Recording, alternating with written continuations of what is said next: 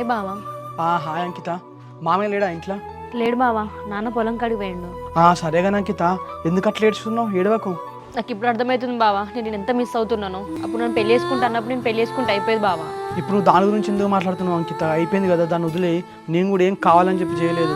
ఇక ఆ సిచ్యువేషన్లో అట్లా నీ సంధ్యకు ఓకే చెప్పాల్సి వస్తుంది. నీదేం తప్పులేదు బావా, నాదే తప్పు. నేనే నిజమైన ప్రేమను గుర్తించకుండా సందుగాని ప్రేమను నమ్మి మోసపోయినా. ఆ సంతగాని గురించి ఇప్పుడు ఎందుకులే అంకిత, నాకు నీ గురించే భయం అవుతుంది. నువ్వు ఎట్లుంటావో ఏందో.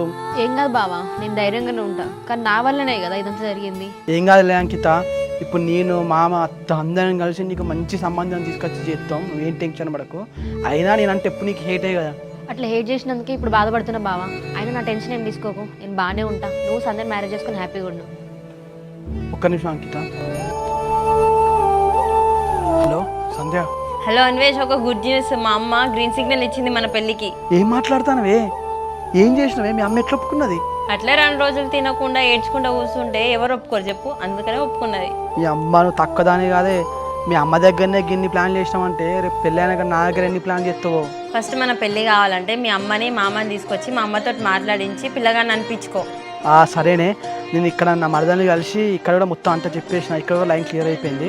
ఇక మంచి రోజు చూసుకొని మీ అందరం కలిసి మీ ఇంటికి వచ్చేస్తాం. అబ్బా అన్వేష్, ఇన్ని రోజులకి దేవుడు మనల్ని కరుణించిండు. రేపే మన రిజల్ట్స్. ఆ దేవుడి దయ వల్ల నీకో నాకు జాబ్ వస్తే సెట్టిగా. ఊరిని ఇదొకటిన్నది కదనే, మన ముచ్చట్లలో పడి అసలు నీ రిజల్ట్ సంగతే మర్చిపోయినా. రేపు మన షెడ్ కాడికి రా, అక్కడ ఉండి మనం రిజల్ట్ చూసుకుందాం ఇద్దరం కలిసి. సరే అన్వేష్.